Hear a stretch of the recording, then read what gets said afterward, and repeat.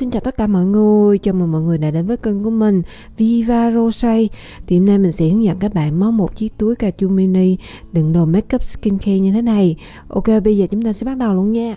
Thì chất liệu này mình sử dụng đó là len miêu bò nặng 50g một cuộn, và ở đây thì các bạn cần phải có 2 cuộn với 2 màu khác nhau. Và kim móc này mình dùng có độ dày đó là 3.5mm.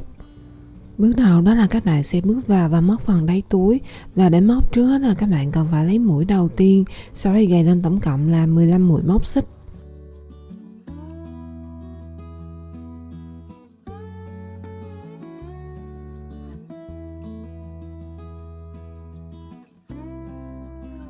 Tiếp theo đó là các bạn sẽ bước vào và móc lên dòng thứ nhất bằng cách là gầy lên một mũi móc xích nữa. Sau đó thì các bạn sẽ tăng mũi cho phần đầu thứ nhất bằng cách là bỏ vào chân mũi đầu tiên, đâm kim móc vào chân mũi thứ hai này, móc liên tục 2 mũi móc đơn chia x cùng một chân. Và để móc trước hết là các bạn sẽ đâm kim móc vào chân mũi thứ hai. Sau đó thì để kim móc nằm ở phía trên sợi len và kéo len qua. Sau khi đã có 2 đầu len trên cùng kim móc như thế rồi thì các bạn sẽ dùng kim móc kéo len qua 2 đầu len này cho mình. Tiếp tục với mũi móc đơn chiếc thứ hai, các bạn cũng sẽ móc tương tự như vậy cho mình. Sau đó với các chân mũi còn lại thì các bạn sẽ đâm kim móc vào mỗi một chân mũi và móc lên mỗi một mũi móc đơn chiếc, và các bạn sẽ lặp lại cái bước như vậy cho đến hết chân mũi cuối cùng. Thì mình sẽ tiếp tục hướng dẫn các bạn nha. Sau khi mà các bạn đã móc đến hết chân mũi cuối cùng rồi, bước tiếp theo đó là các bạn sẽ tăng mũi cho phần đầu thứ hai bằng cách là các bạn sẽ đâm kim móc vào chân mũi cuối cùng này, móc thêm 3 mũi móc đơn chiếc cùng một chân nữa.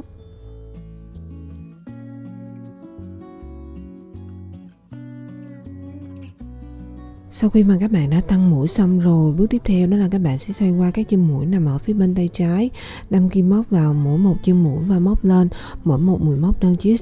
Thì đầu tiên đó là các bạn sẽ đâm kim móc vào chân mũi đầu tiên là nằm ở đây và móc lên mũi móc đơn chiếc đầu tiên.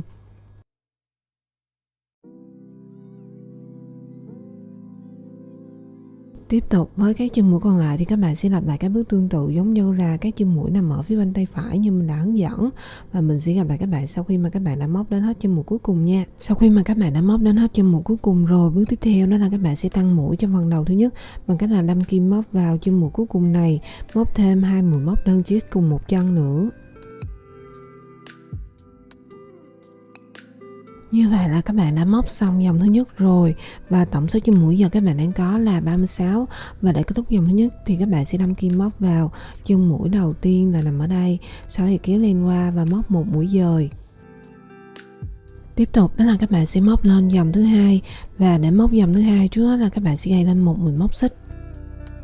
Sau đó thì các bạn sẽ tăng mũi cho phần đầu thứ nhất bằng cách là các bạn sẽ đâm kim móc vào chân mũi đầu tiên này, móc liên tục 2 mũi móc đơn chiếc cùng một chân.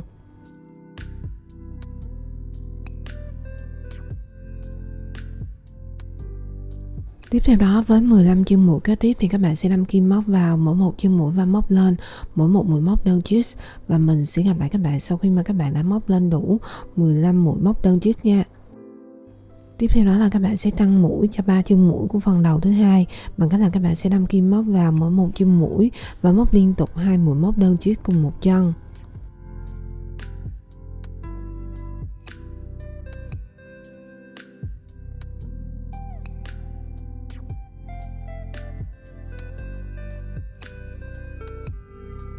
Sau đó với 15 chân mũi kế tiếp thì các bạn sẽ đâm kim móc vào mỗi một chân mũi và móc lên mỗi một mũi móc đơn chiếc, và mình sẽ gặp lại các bạn sau khi mà các bạn đã móc lên đủ 15 mũi móc đơn chiếc nha.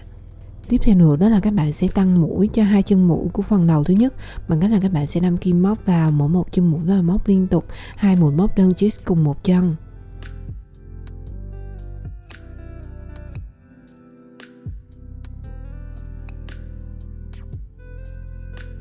Như vậy là các bạn đã móc xong dòng thứ hai rồi, và tổng số chân mũi giờ các bạn đang có là 42. Và để kết thúc dòng thứ hai thì các bạn sẽ đâm kim móc vào chân mũi đầu tiên, kéo len qua và móc một mũi dời. Và sau khi mà các bạn đã móc xong dòng thứ hai rồi thì các bạn đã móc xong phần đáy túi. Như vậy bắt đầu từ dòng thứ ba trở đi thì các bạn sẽ chuyển qua móc phần thân túi. Vì vậy mà các bạn không cần tăng mũi ở hai bên phần đầu nữa, mà các bạn sẽ giữ nguyên số chân mũi cho mình bằng cách là gầy lên một mũi móc xích. Và bắt đầu từ chân mũi đầu tiên này thì các bạn sẽ đâm kim móc vào mỗi một chân mũi và móc lên mỗi một mũi móc đơn chích. Và các bạn sẽ làm lại cái bước như vậy cho đến hết dòng thứ ba. Và sau khi mà các bạn đã móc xong dòng thứ ba rồi, với cái dòng còn lại các bạn sẽ lặp lại các bước tương tự giống như là dòng thứ ba mình đã hướng dẫn. Và tổng số chân mũi sau khi mà các bạn móc xong cho mỗi dòng sẽ được giữ nguyên là 42 chân mũi. Và các bạn sẽ lặp lại các bước như vậy cho đến hết dòng thứ 9 thì mình sẽ tiếp tục hướng dẫn các bạn nha.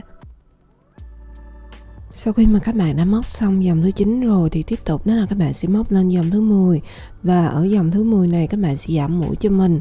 Và để giảm mũi thì các bạn sẽ chia các chân mũi này ra thành từng cụm.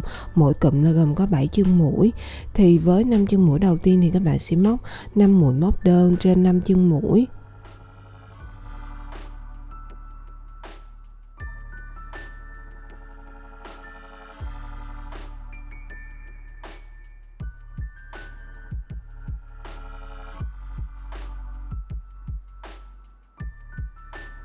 Và với chân mũi thứ 6 và chân mũi thứ 7 thì các bạn sẽ giảm đi một chân mũi bằng cách là các bạn sẽ đâm kim móc vào chân mũi thứ 6 này, kéo lên qua lần thứ nhất, sau đó thì đâm kim móc vào chân mũi thứ 7, kéo lên qua lần thứ hai.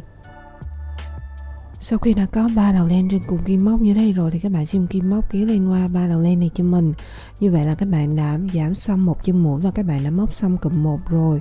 Với các cụm còn lại, các bạn cũng sẽ lặp lại công thức giảm mũi giống như là cụm 1 mình đã hướng dẫn. Và mình sẽ gặp lại các bạn sau khi mà các bạn đã móc xong dòng thứ 10 nha. Và sau khi mà các bạn đã móc xong dòng thứ 10 rồi thì tổng số chân mũi giờ các bạn đang có là 36. Và bắt đầu từ dòng thứ 11 này trở đi thì các bạn sẽ giữ nguyên số chân mũi cho mình bằng cách là đâm kim móc vào mỗi một chân mũi và móc lên mỗi một mũi móc đơn. Và các bạn sẽ lặp lại các bước như vậy cho đến hết dòng thứ 16 thì mình sẽ tiếp tục hướng dẫn các bạn nha. Sau khi mà các bạn đã móc xong dòng thứ 16 rồi thì các bạn đã móc xong phần thân túi. Bước tiếp theo nữa đó là các bạn sẽ kết mũi lại bằng cách là móc lên một mũi móc xích, kéo lên ra một đoạn và dùng kéo cắt đi phần đoạn len thừa này cho mình. Bước tiếp theo đó là các bạn sẽ chuyển qua móc phần nắp túi. Và để móc trước là các bạn cần phải xác định được vị trí mà các bạn móc phần nắp túi nằm ở phần miệng túi. Cụ thể là nằm từ chân mũi thứ 22 cho đến hết chân mũi thứ 35. Và sau khi mà các bạn đã xác định được vị trí rồi, bước tiếp theo đó là các bạn sẽ bước vào và móc phần nắp túi cho mình. Và cụ thể cách móc sẽ là như sau. Đầu tiên đó là các bạn sẽ đâm kim móc vào chân mũi thứ 22 này, sau đó dùng len và lấy mũi đầu tiên. Tiếp theo đó là các bạn sẽ kéo mũi đầu tiên mà các bạn vừa mới gầy qua chân mũi thứ 22 này cho mình.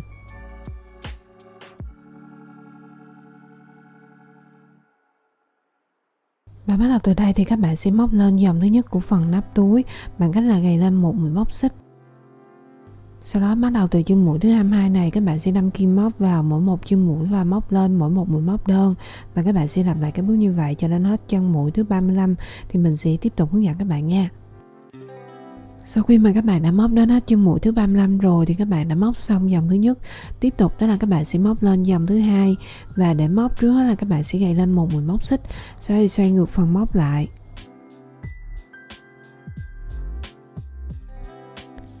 Và bắt đầu từ chân mũi đầu tiên này thì các bạn sẽ đâm kim móc vào mỗi một chân mũi và móc lên mỗi một mũi móc đơn.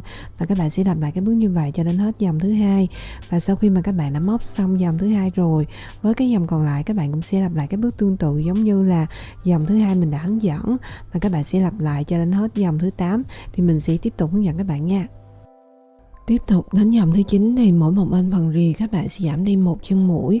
Và cách giảm mũi sẽ tương tự giống như là dòng thứ 10 của phần thân túi mình đã hướng dẫn.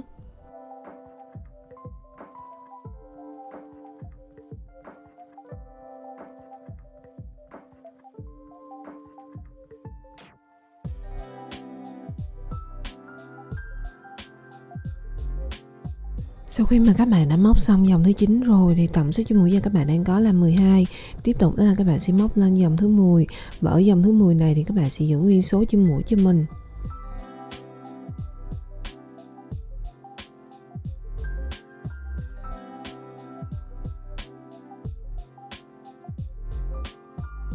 Bước tiếp theo đó là các bạn sẽ chuyển qua móc phần viền nắp túi. Thì ở phần nắp túi này gồm có 3 cạnh. Thì để móc được phần viền thì các bạn sẽ móc từ cạnh thứ nhất đến cạnh thứ hai và cuối cùng là cạnh thứ ba. Thì đầu tiên đó mình sẽ hướng dẫn các bạn móc cạnh thứ nhất trước nha. Để móc trước là các bạn sẽ đâm kim móc vào chân mũi thứ 21 này, sau đó dùng len và lấy mũi đầu tiên. Tiếp theo đó là các bạn sẽ kéo mũi đầu tiên mà các bạn vừa mới gầy qua chân mũi thứ 21 này cho mình.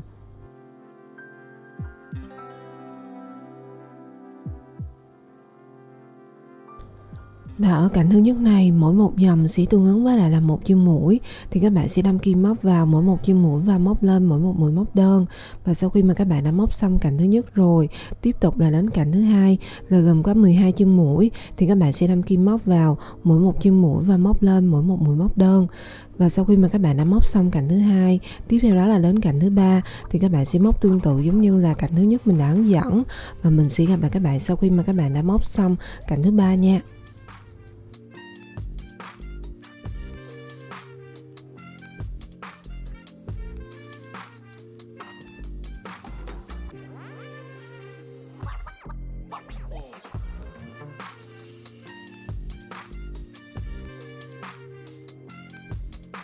Sau khi mà các bạn đã móc xong cạnh thứ ba rồi, bước tiếp theo đó là các bạn sẽ đâm kim móc vào chân mũi thứ 36 này, kéo lên qua và móc một mũi dời. Sau đây các bạn sẽ kết mũi lại cho mình.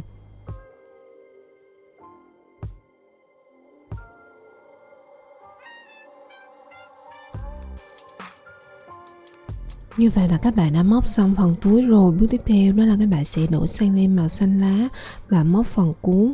Và để móc trước là các bạn cần phải tạo một vòng tròn ma thuật. Sau đó thì các bạn sẽ đâm kim móc vào vòng tròn, kéo lên qua và móc lên một mũi móc xích.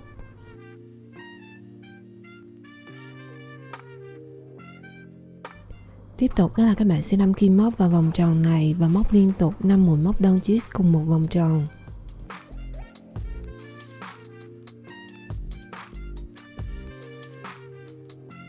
Bước tiếp theo, để cho cái hình tròn này trở nên khép kín thì các bạn sẽ cầm cái sợi len ở ngoài cùng này, sau đó thì kéo lại cho thật chặt.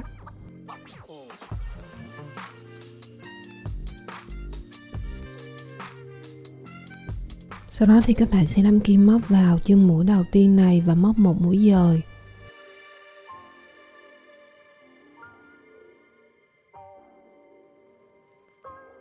Như vậy là các bạn đã móc xong dòng thứ nhất rồi. Tiếp tục với dòng thứ hai và dòng thứ ba thì các bạn sẽ giữ nguyên số chân mũi cho mình. Bằng cách là các bạn sẽ đâm kim móc vào mỗi một chân mũi và móc lên mỗi một mũi móc đơn. Và mình sẽ gặp lại các bạn sau khi mà các bạn đã móc xong dòng thứ ba nha.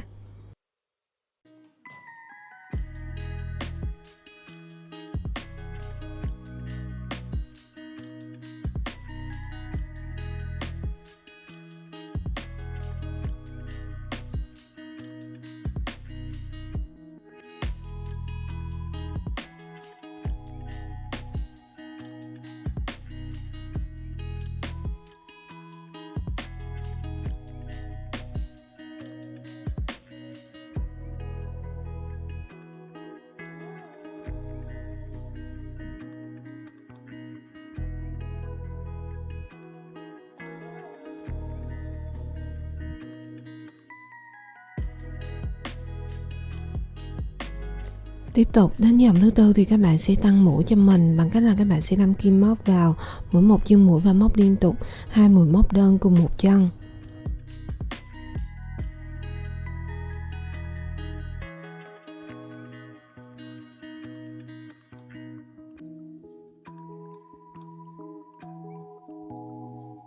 Như vậy là các bạn đã móc xong phần cuốn. Tiếp theo đó là các bạn sẽ chuyển qua móc phần cánh lá. Và để móc trước là các bạn sẽ gầy lên 6 mũi móc xích.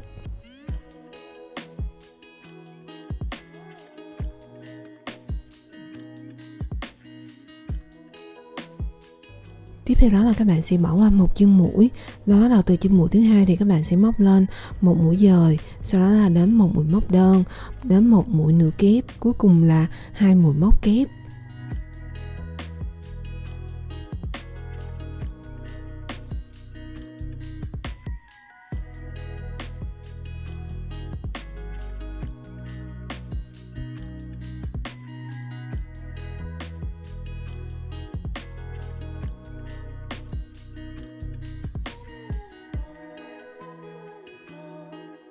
Sau đó thì các bạn sẽ bỏ qua chân mũi thứ hai của phần cuốn, đâm kim móc vào chân mũi thứ ba và móc một mũi dời. Như vậy là các bạn đã móc xong phần cánh lá thứ nhất rồi. Với 4 phần cánh lá còn lại, cách móc cũng sẽ tương tự giống như là phần cánh lá thứ nhất mình đã hướng dẫn. Và mình sẽ gặp lại các bạn sau khi mà các bạn đã móc xong 4 phần cánh lá còn lại nha.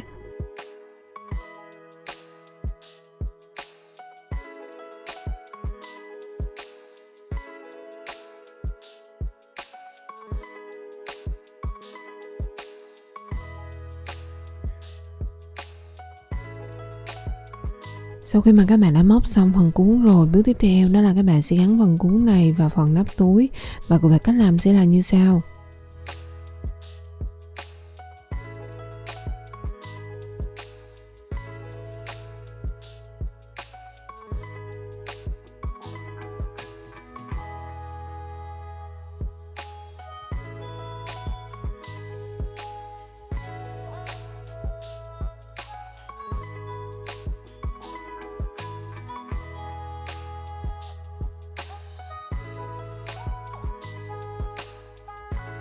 Ok, bước cuối cùng đó là các bạn sẽ khâu một cặp nút 500 vào phần mặt trong của túi.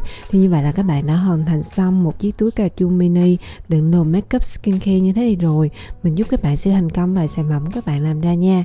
Chào tạm biệt và hẹn gặp lại các bạn ở video sau. Bye bye, see you.